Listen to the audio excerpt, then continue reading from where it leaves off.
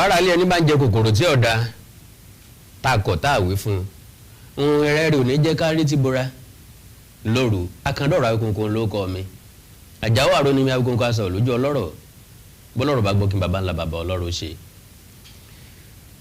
now yóò bá lọ wọ́n bọ̀ wọ́n ní ibi tá a bá roko tì sí náà ni àá fàbọ̀ sí. ọ̀rọ̀ lórí ntí sàwa Yorùbá tí mo mẹ́nu lé tí mo wá ṣèlérí pé a tẹ̀síwájú pé ìpele láṣọ àlùbọ́sà ètò níyẹn gan tó máa tiẹ̀ òun náà ni wípé ìbéèrè tí mo béèrè gbẹ̀yìn òun ni wípé ǹjẹ́ tẹkinọ́lọ́jì kan ń bẹ tí wọ́n fi ń gbin tòmátò sónímọ̀ sáyẹ́ǹsì tá a fi ń gbéṣu tó fi jẹ́ wípé bóyá ńlá àrílò ni ò fi jẹ́ kí iṣu wa ó dàgbà ni ò fi jẹ́ kí iṣu wa ó ta tàbí kágbàdo wọ́n gbọ́mọ pọ̀n.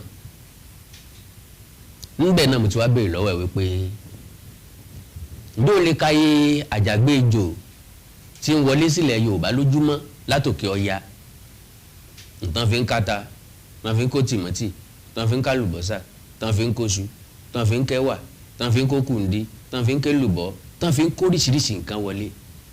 So my year, do you know how much they're making every blessed day nílẹ̀ wa kó lè wọ̀n record. Ìwádìí fi hàn wípé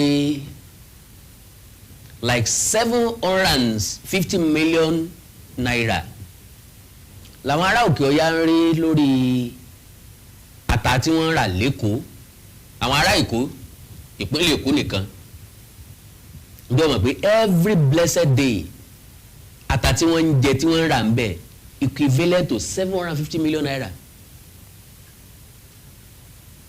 lórí ata nìkan. Let us assume pé state kan nílẹ̀ Yorùbá ló wá ń supply ata yẹn fẹ́kọ̀ọ́ iye tí yóò máa wọlé sí ìpínlẹ̀ yẹn on a daily basis.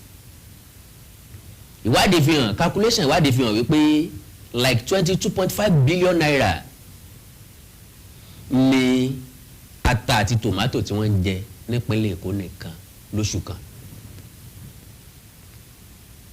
Ó gbọ́ mi dáadáa roughly 22.5 billion naira ní ata àti tomato nìkan tí wọ́n ń jẹ kò sálùbọ́sà ń bẹ kò sẹ́wà ń bẹ omi ìdárúkọ ṣúmọ́ o 22.5 billion naira ata àti tomato nìkan. Àwọn tí wọ́n ń ká ata àti tomato yìí wá aṣálẹ̀ ni wọ́n ní o ọ̀dọ̀ wọn ní security ti pọ̀ jù. Do we have any excuse? No, we don't.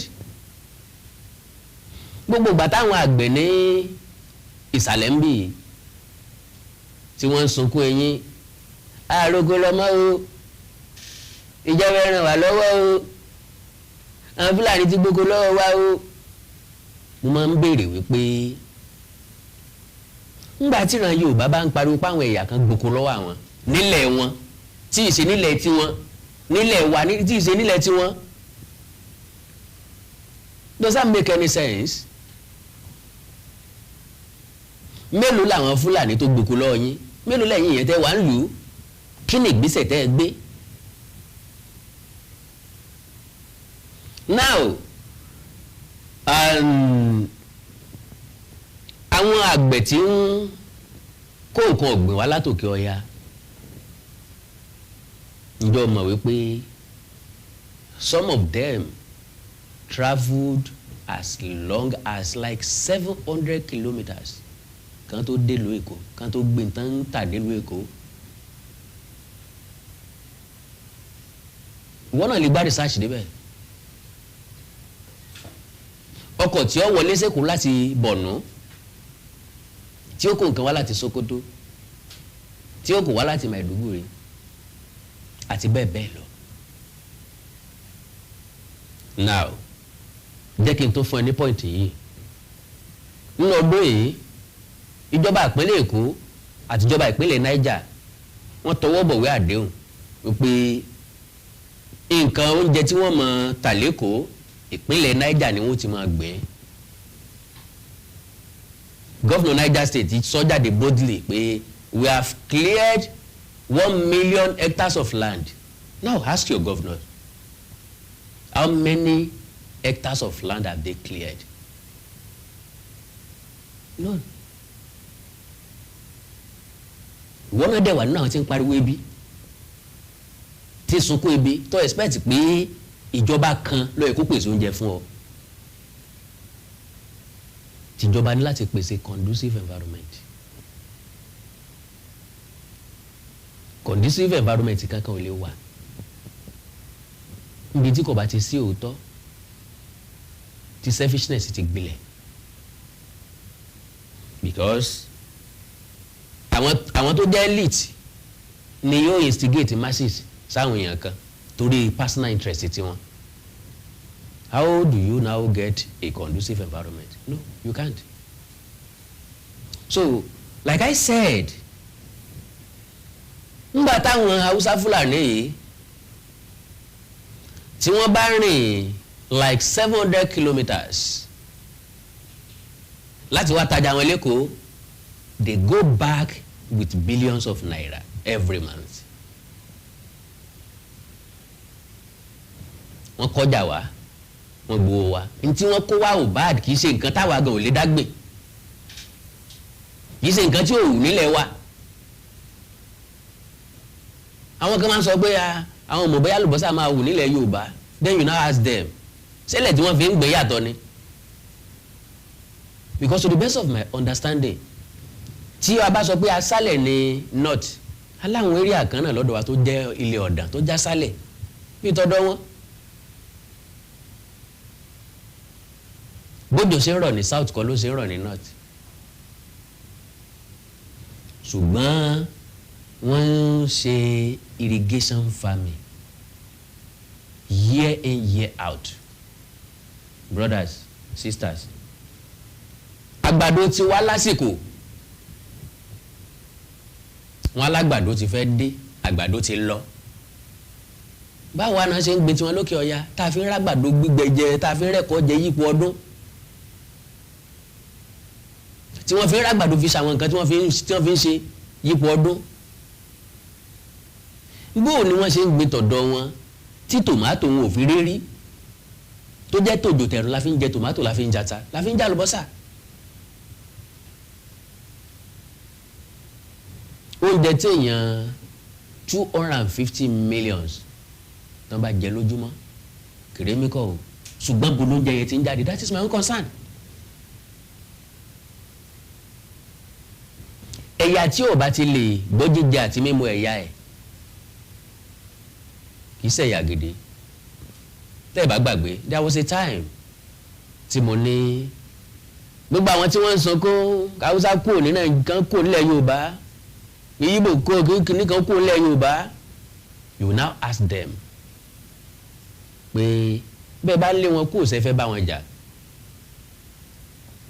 Tẹ́ ẹ bá bá wọn jà, oúnjẹ ọ̀dọ̀ wọn lẹ ń jẹ, ikú yín wà lọ́wọ́ wọn. Nínú oúnjẹ tán kó wá, tán bá pọ̀ májèlé máa ń kọ́.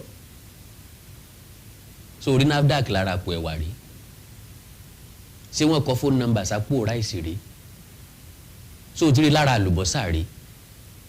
Sánkọ ṣèyí kìkíní kan àbí àáfàá kíní kan sí lára rí tó fi mọ̀ pé Musa lẹ́ni tó gbé tòmátò eléyìí wá? Bó bá jẹ́ Musa sọ nìkan ní jẹ́ Musa lókè ọ̀yà. Lílé tó túmọ̀ sí wípé ìran Yorùbá ò tí ì mọ ibi tá à ń lọ rárá rárá. We are all full of excuses. Àwáwí pọ̀ lẹ́nu wa, àwáwí pọ̀ lọ́dọ̀ wa. We have excuse for everything, almost everything.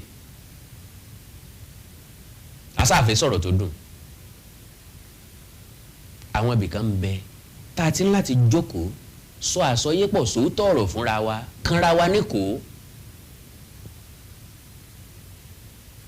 Àkàndá lè mọ́ wa láti sọ̀rọ̀ tí ó dùn mọ́nú, ṣùgbọ́n àwọn sòótọ́ ọ̀rọ̀ fún ọ. Níbi tọ́lọ̀ tí wá kẹ́mi dé ni pé ọkàn mi bọ́yọ̀ ọgbọ́ àbọ̀ ọgbọ́ tèmi ní sísọ. Wàhálà ilé ayé tí ẹni tó bá gbọ́ tó bá dẹ̀ gbọ́, I don't care. Òkú tí kìí ṣe tẹ́ni ọjọ́ tọ̀fọ̀, arúgbó ni mí, wọ́n lárúgbó yẹ ọ̀njẹ gbèsè pé mélòó ni wọ́n san bẹ́ẹ̀ mélòó ni wọ́n wà báyẹn san.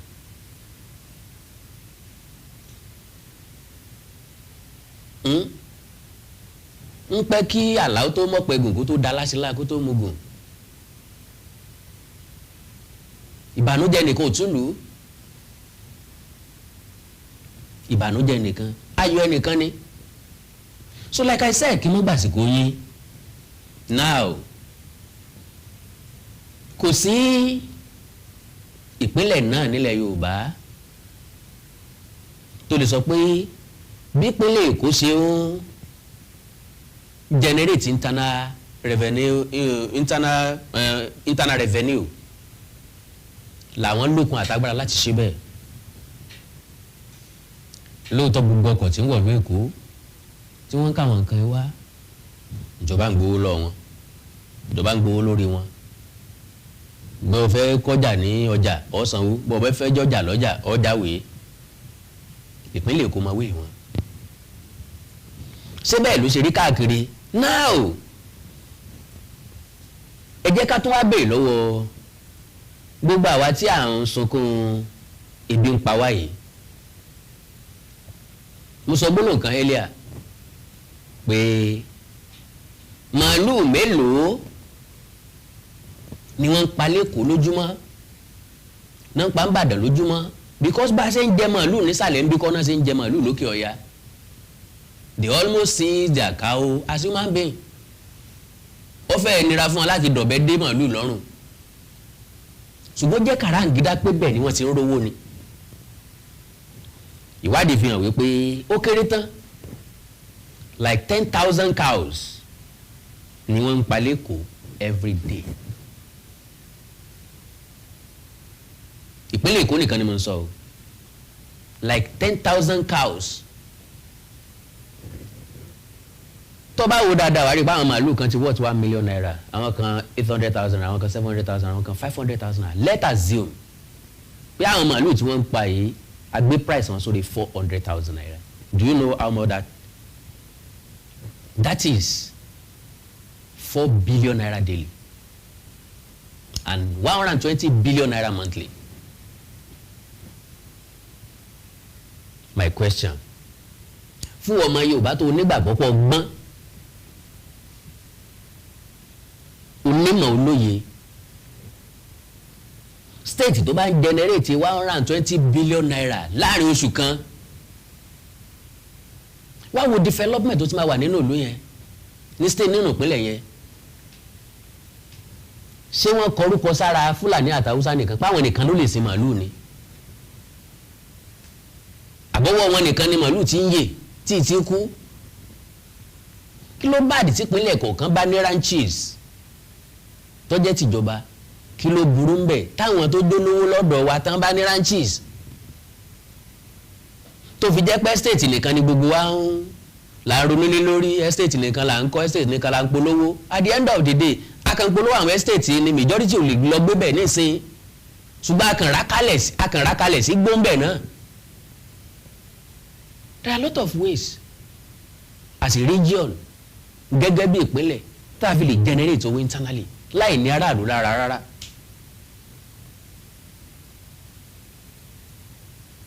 Lọ́dọ̀ wa n ta gbọ́júmọ̀ lọ́wọ́ àwọn ìyá wa, wọ́n ń sin ewúrẹ́, wọ́n ń sin àgùntàn, wọ́n ń sin adìẹ. Bàbá fẹ́ sanwó iléèwé tó pọ̀ lọ wọn, wọ́n máa díẹ̀ kan, wọ́n fàtà. Wọ́n bá fẹ́ ṣe nǹkan tó pọ̀ lọ wọn, wọ́n mọ̀ ewúrẹ́ kan, wọ́n fàtà, wọ́n máa gùntàn kan, wọ́n fàtà. Let me ask you, ẹ̀yin tẹ́ jẹ́ mùsùlùmí nílẹ̀ Yorùbá, níbo ni wọ́n ti ń kó àgbò tẹ́ fi ń ṣe léyà? Níbo ni wọ́n ti ń kó wá? Kí lẹ sọ? Òkè Ọya ní nítorí sí mi ìpáwọ̀ lè gbé àlè sí àgùntàn sí àgbò mọ́ àbí ọ̀dàgbà mọ́ lọ́dọ̀ wa.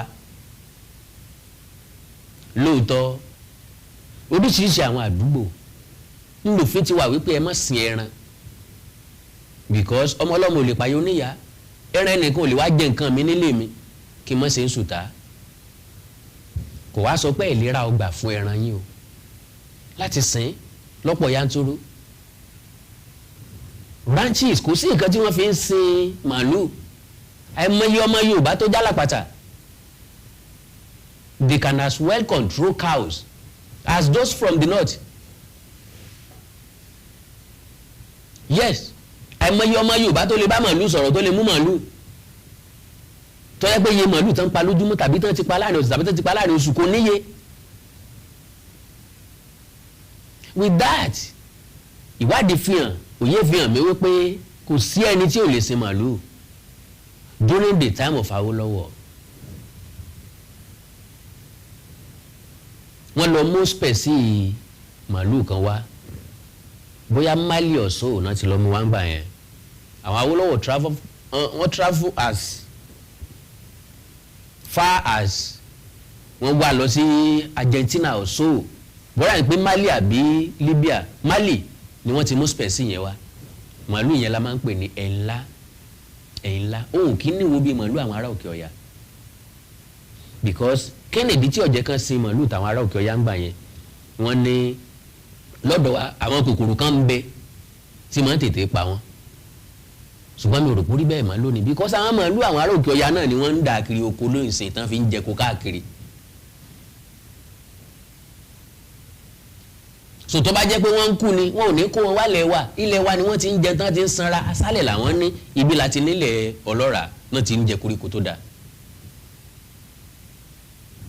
kí ló dé tá à ní ranches kọjá wa la ń sin màálù tá à ń pa lójúmọ́, because àwa la ń jẹ màálù jù.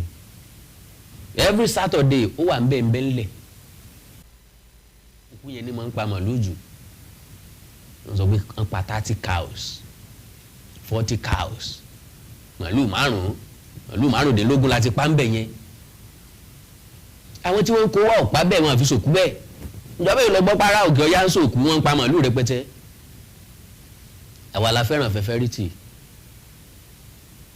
wọ́n make owó lára wa, èèlò làwa make lára tiwọn, nothing. so now gẹ́gẹ́ bí nǹkan tí mo sọ, àjọ ń pariwo ní ìsìn pé gàrí wọn lọ́dún yìí àti ra gàrí ní 2,000 naira, ara 1,008 1,006 1,005, nítorí lẹ́ẹ̀sì jù ní 1,004. mi mọ nǹkan míì tí wọ́n fi ń ṣe gàrí jẹ yàtọ̀ sí ẹ̀gẹ́ o. ẹ̀gẹ́ wà nínú tá à ń gbèjò nílẹ̀ Yorùbá, especially l'Ọ̀yọ́ state, because nípínlẹ̀ Ọ̀yọ́ bíi Ọ̀yọ́ Aláàfin, Odò Ọba, máa lọ s'Ógbómọ̀ṣọ́, ọ̀dàn ni wọ́n ní. pákí wà nínú nǹkan máa ń gbèjò. now ìwádìí fi hàn wípé yàtọ̀ sí Èkó, Èkìtì tó jẹ́ ìpínlẹ̀ tó kéré jù lórílẹ̀‐èdè nílẹ̀ Yorùbá, wọ́n ní like 300,000 hectares of land tó jẹ́ ilẹ̀ ọlọ́ràá tí ń ṣòfò lọ́wọ́ tí ò sí nǹkan kan lórí ẹ̀ tán àgbẹ̀ nǹkan kan sí. so lọ́sítà ló fẹ́ jẹ́ ká tó wá sọ̀pínlẹ̀ Ọ̀yọ́ níbi tí àwọn àbòbùtán ilẹ̀ wà. tó bá gbéra kúrò ní Ìbàdàn nísìnyí tó ń lọ sékòó tọ̀tún tòsì wòye kìlómítà tí wàá fẹ́ rìn lọ́tún àtòsì tó jẹ́ gbó lọ́tún igbó lósì. láwọn ìlú tí ò bá fẹ́ kíbi ó pa wọn, ọ̀gbìn ni wọ́n ṣe sáwọn agbègbè wọn.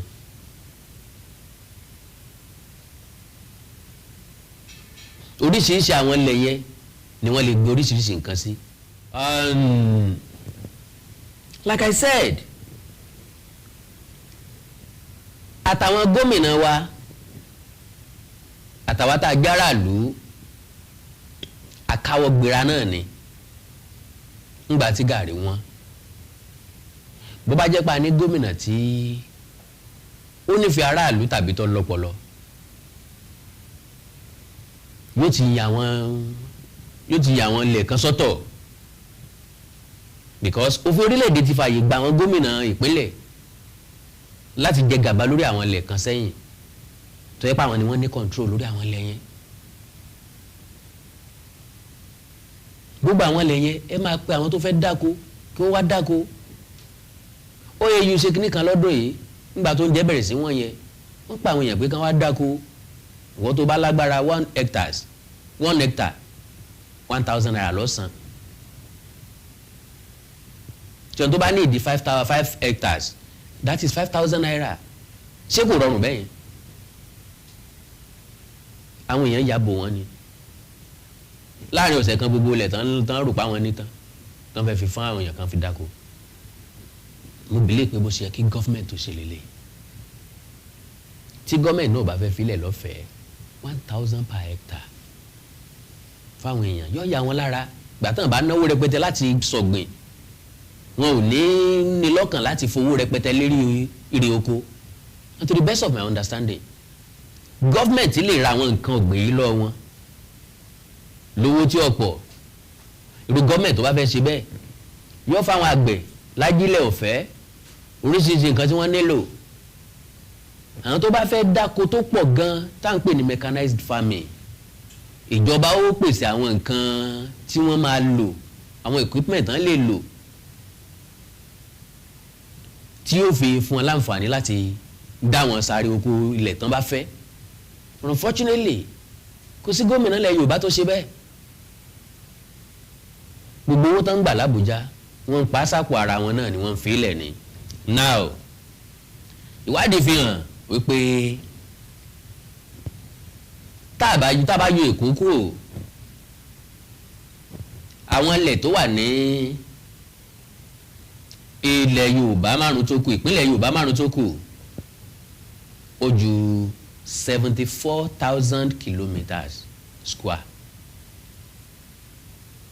ó gbọ́ mi dáadáa ó ju 74,000 kilometres of land lọ square meter. lélẹ̀ tó túmọ̀ sí pé a ní ilẹ̀ tó pọ̀ gan-an ṣùgbọ́n tí ń ṣòfò lọ́wọ́ tí ò ríṣẹ́ ṣe tẹ́nìkan kò ṣàmúlò ẹ̀.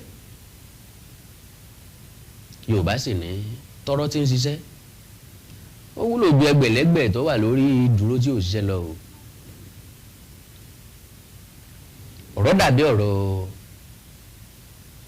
ọkọ̀ àjàpá tá a mọ̀ sí Beatles tí ń ṣiṣẹ́ káwá fi wé ọmọ jìbù tó wà lórí odó. ìwúlò wọn ọ̀tọ̀ọ̀tọ̀ ọmọ jìbù níbi tí ó lọ kò níṣẹ́ tí ó ṣe ọkọ̀ àjàpá bó ṣe kéré tó yóò gbólówó ẹ̀ débi tí ń lọ. So now fún àkàwé orílẹ̀-èdè Israel Israel tí ń jà lọ́wọ́ pẹ̀lú Hamas ọ̀kan nínú àwọn powerful country the most powerful countries in the world. ǹjẹ́ o mọ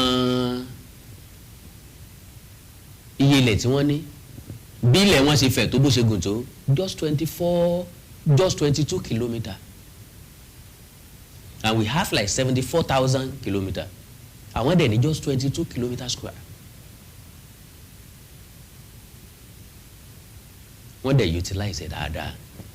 Now láwọn ìpínlẹ̀ márààrún wa tá a ní ìwádìí fi hàn pé tá a bá ní ká máa sa àwọn ilẹ̀ tó sì wúlò tó ṣe é sọ̀gbìn ń bẹ̀ láàrin state márààrún a sì máa rí like 3 million hectares of land tàbí 3 million hectares of land.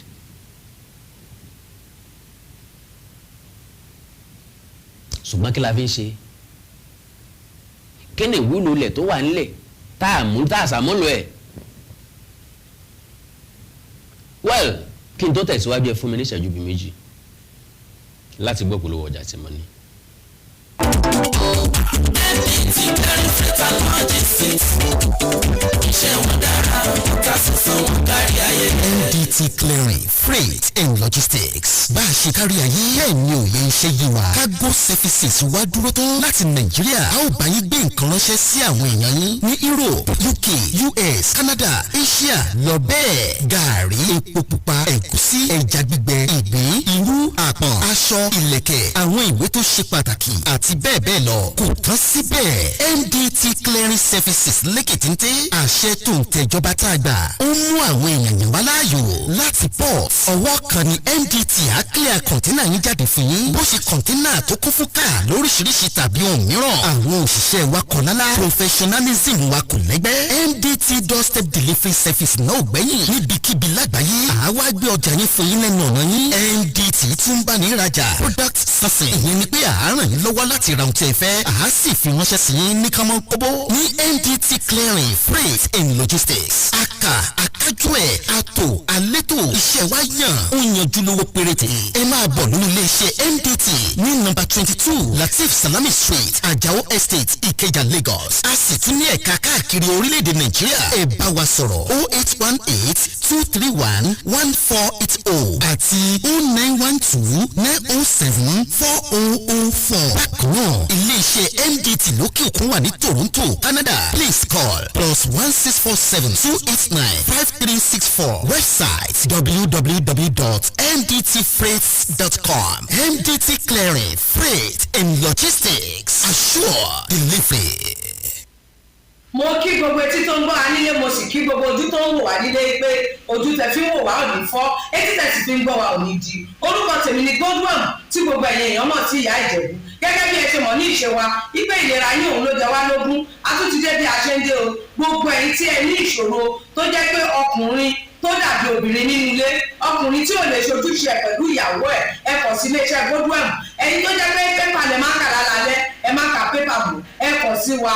a ní pákéjì oríṣiríṣi fún yín. a ní 3-in-1, a ní 2-in-1 fẹ́yìn ọkùnrin tó lè jẹ́ tó máa jẹ́ kẹ́ ṣe bó ṣe yẹ kẹ́ ṣe. bákan náà ni ìṣòro tí a pè ní arthritis yìí ó ń ṣọkùnrin ó ń ṣobìnrin. orúkún ríro, ìbàdí ríro, ọrùn ẹsẹ̀ ríro, ẹlòmíì ó lè jẹ́ osteoarthritis lónìí, ẹlòmíì rheumatoid arthritis, ẹlòmíì ìdẹ̀rẹ̀ kò ní lè bẹ̀rẹ̀ mú nǹkan lẹ̀, ẹlòmíì ò lè bẹ̀rẹ̀ kírun, ó ṣeé ṣe kó jẹ́ sciatica ni, ó ṣeé ṣe kó jẹ́ lumbar spondylosis ni, ẹlòmíì ìdẹ̀rẹ̀ arthritis ni. tó bá ti di pé ìbàdí ń ro ẹ̀ ò lè bẹ̀rẹ̀, ẹlòmíì orúkún ríro, ẹlòmíì ẹsẹ̀ á máa gbóná, ẹlòmíì àpapọ̀ rẹ̀ á máa gbóná, ẹlòmíì ẹsẹ̀ á máa gbọ̀n, ẹlòmíì ara á máa tá, orí á máa tá, àpapọ̀ ara á máa tá. ẹ kàn sí iléeṣẹ́ Godwin ìyá Ìjẹ̀bú. ẹlòmíì ò lè fojú ọwọ́ ẹ̀ báyìí, gbogbo ọwọ́ á máa ró. gbogbo ẹ̀yin tẹ́ tí ń lò náà ẹ máa jẹ́rìí sí. ẹ kàn sí iléeṣẹ́ Godwin ìyá Ìjẹ̀bú. bákan náà ni àwọn èèyàn tó ń tọ̀ ìtọ̀ àtọ̀jù yìí ó ṣeé ṣe kó jẹ́ pé prostate enlargement ni. fún ẹ̀yin ọkùnrin tẹ́ ti lé lọ́mọ ogójì ọdún tẹ́ bá ní prostate enlargement ẹ lè máa tọ̀ léraléra. ẹlòmíì ò ní rí tọ̀tọ̀ rárá, ẹlòmíì ìdẹ̀rẹ̀ tó bá fẹ́ tọ̀ á máa ní ìrora, ẹlòmíì ìdẹ̀rẹ̀ kó tó débi tó máa tọ̀ sí ìtọ̀ ìtì máa jábọ́. ṣùgbọ́n obìnrin ní a máa tọ̀ léraléra kó tó débi tó máa tọ̀ sí ìtọ̀ ìyá ti máa jábọ́. ó ṣe é ṣe kó jẹ́ weakness of bladder làwọn ní, àbí kó jẹ́ infection, àbí kó jẹ́ diabetes insipidus tí a mọ̀ sí àtọ̀gbẹ. ìyẹn náà lè fà á ká máa tọ̀ púpọ̀ jù. ẹ kàn sí iléeṣẹ́ Godwin ìyá Ìjẹ̀bú. èyíkéyìí tó lè fà á kẹ́ ẹ máa tọ̀ púpọ̀ jù ara iṣẹ́ wa ni. lára iṣẹ́ tèmi jogún látọ̀dọ̀ bàbá mi. àtọ̀jú yín gbogbo ẹ̀ ó sì padà sí àyè ẹ̀ bó ṣe tó àti bó ṣe yẹ. bákan náà ni àwọn tó ní hepatitis ooru inú ẹ̀dọ̀ ni. ṣùgbọ́n tí hepatitis bá ti pẹ́ lára ó lè ba ẹ̀dọ̀ jẹ́, ó lè fà á kéèyàn ní enlarged liver, ó lè fa oríṣiríṣi ìṣòro sí ẹ̀dọ̀ yẹn. ẹlòmíì á máa ní àmì bí kínú máa dùn, bí kójú máa pọ́n, kítọ̀ ẹ̀ máa pọ́n. ẹlòmíì ìdẹ̀rù kò ní rámì rárá, bóyá lọ ṣàyẹ̀wò wá kàn sọ fún pé ó wà positive, ẹ kàn sí wa. ẹlòmíì ìdẹ̀rẹ̀ ó lè jẹ́ liver cirrhosis lòun ní, èyíkéyìí tí ẹ ó ìbàjẹ́ ẹ kàn sí iléeṣẹ́ Godwin ìyá Ìjẹ̀bú. bí mo ṣe sọ̀rọ̀ yìí tẹ́ ní prostate, ó jẹ́ prostate enlargement ni, ó jẹ́ prostate cancer ni, ẹ kàn sí wa. pẹ̀lú ògbó Ọlọ́run ẹ lè rí bákan náà mọ́. mo ti sọ fún yín gbogbo ìṣòro yòówù kẹ́ni ewé àti gbòǹkan mélé tí àwọn bàbá wa ń lò láyé àtijọ́ tá a ti gbé kalẹ̀ lọ́nà ìgbàlódé tó ti ṣe bẹbẹ lágbára, òun là ń lò fún ọmọdé àti àgbà. ẹ kàn sí wa ẹ ní kábàámọ̀ pẹ̀ ṣe bẹ́ẹ̀. ẹ̀rọ ìbánisọ̀rọ̀ mi ni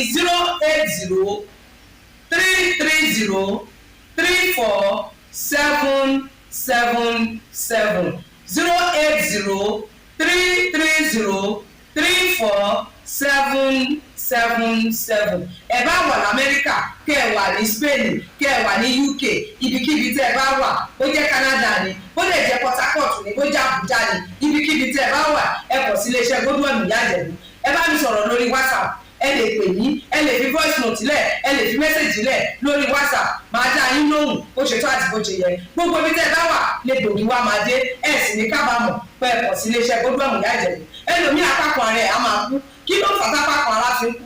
ẹ kọ̀ sí wa ẹ máa mọ̀. ẹlòmíì ọmọ àdédé máa steve, ẹlòmíì àyà ló máa dùn, ẹlòmíì ẹ̀gbẹ́ ló máa dùn, ẹlòmíì á máa wúkọ́, ó lè wúkọ́ kókó ti wà lẹ́nu ẹ̀ tipẹ́tipẹ́ tí ò sì ní lọ. ẹlòmíì ìjẹ̀lẹ̀ ó máa ní ìṣòro àti breathe in oxygen, breathe out carbon dioxide. àwọn máa ní ìṣòro, á máa ní kàtà gbogbo ìgbà. kí ló fà á? ó ṣeéṣe kó jẹ́ asthma ni, ó ṣeéṣe kó jẹ́ bronchitis, ó lè ṣeéṣe kó jẹ́ pneumonia cough ìwọ ní. tó bá ti kàn sí wa, èyí tó bá jẹ́ nú ẹ̀ ló máa determine irú egbògi tá a lè kẹ̀rà láti lè ṣe wa. ẹ ṣe mọ̀, mo ti sọ fún yín o, ẹ̀rọ ìbánisọ̀rọ̀ wa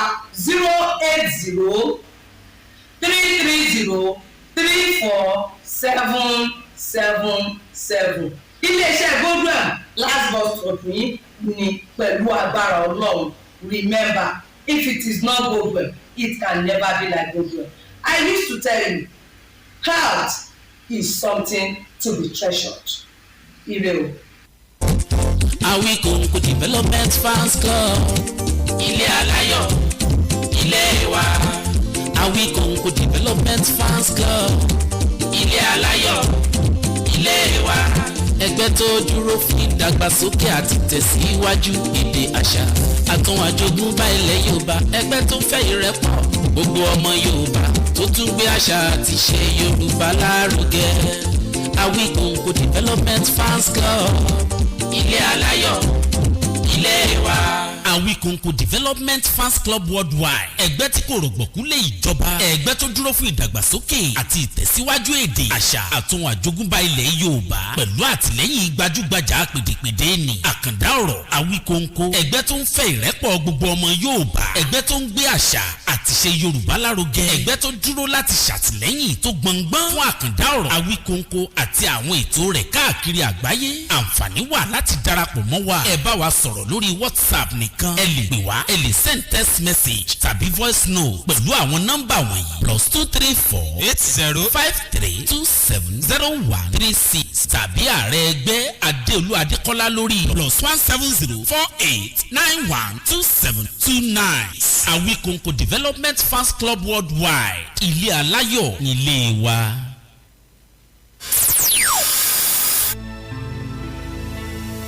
ẹ̀rí ló kú sàrẹ́kẹ̀kẹ́ ẹ̀fọ́ ló kú tiwotiwo ògbólógbò àgbàdókú tòun ti wùrà pa lọ́rùn lọ́dún máa fọ́ mi là lọ́dún tí wọ́n fi àtà pàṣẹ ayé tí wọ́n fi ògèdè gbó rẹ̀ lọ́rùn ó ní ìyá ó ní mo gbọ́ ó ní gbígbọ́ tí mo gbọ́ wọn lórí mi ni ò jẹ́ jẹ́ wọn ibi tójú rí àyà mi ni ò gbé ẹnu ọ̀gbọ́dọ̀ sọ lọ́wọ́ ayé o.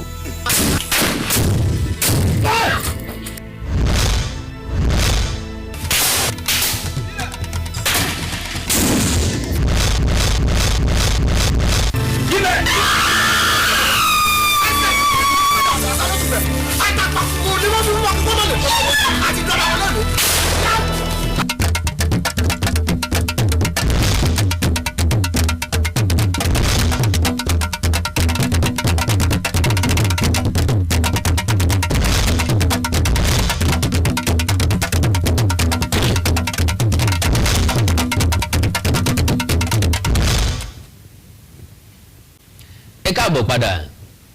Olódùmarè ò ní fẹ́ nìkan kan wá sílẹ̀. bí mo ṣe ń ro tara mi ni mo ṣe ń ro tiyín wípé ká má jẹ́ kí ètò yẹn ó gùn lágùn jù kó lè bá rọrùn fún yín ní wíwò lélẹ̀ tó túmọ̀ sí wípé kì í ṣe pé mo ti bọ́rọ̀ mi délẹ̀ tàbí mo ti parí àlàyé tí mò ń ṣe lórí ọ̀rọ̀ tó lórí nǹkan tó fa ìfàsẹ́yìn fúnra Yorùbá kí ló mébi pa wá kí ló dé ta fi language nínú ìṣẹ́ kí ló dé tó jáwa tá a wà níwájú la wá dèrò ẹ̀yìn kí ló dé kí ni tó máa wá tá a wà lókè tá a wálẹ̀ àwa tí wọ́n ń pọ́nlé wá dẹni tí wọ́n ń rí fín gbogbo ẹ̀yà tó kù wá ń tọ́ bọ̀ wá lẹ́nu, wọ́n ń tọ́ bọ̀ wá lójú, wọ́n ń fọwọ́ rù wá lọ́nà fún ká lè sọ̀rọ̀, wọ́n ń fọwọ́ touch ọpọlọ wa, wọ́n ń touch brain wa, adẹ̀rùpá wa intelligent, adẹ̀rùpá mọ̀wé, àrùpá kàwé, àrùpá lóye, àrùpá nímọ̀, but unfortunately àwọn ìmọ̀ tá a la ní, ọgbọ́n tá a la gbọ́n, ìwé tá a la kà kò fẹ́ wúlò. Bí ó bá ti wúlò kò ní wúlò. Àwọn bẹ̀yẹn gẹ́gẹ́ bí ọmọ ìyá kan ṣoṣo láti ń bára wa sòótọ́ ọ̀rọ̀ òṣèlú ẹ jẹ́ ká gbé sẹ́gbẹ́ kan. Òṣèlú ò lóore tí ó ṣe nìkankan, ẹni tí bá ń dìfẹ́ǹdì olóṣèlú aláìníyè nínú ni. Lágbájá ṣe dáa, tàmẹ̀dún ṣe dáa, irọ́ ni o, gbogbo ẹ̀ náà owó àbú ni wọ́n fi ń ṣàbúlálejò. Ẹ má jẹ́ fàágùn bí mo yẹ sọ, ń lọ ń padà wá lágbára Ọlọ́run, ṣùgbọ́n kó tó di pé ẹ máa lọ, ẹ má gbàgbé ẹ̀yin tẹ́ wà lórí YouTube, ẹ subscribe sí YouTube channel yìí, Authentic Yoruba TV, Authentic Yoruba TV. Ẹ follow page mi lórí Facebook, Awikonko Live, Awikonko Live. Tẹ́ bá wá ní nǹkan pàtàkì tẹ́ fẹ́ ká jọ sọ, ẹ já sọ̀rọ̀ lórí WhatsApp nìkan, +234 904 851 9362 +234 904 851 9362. Èdè àti àṣà Yorùbá ò ní wọ mi, orílẹ̀-èdè Yorùbá ò ní dàrú, ìlú ẹnìkọ̀ọ̀kan wa yóò tòrò mẹ́nìmẹ́nì, àjùwàṣe.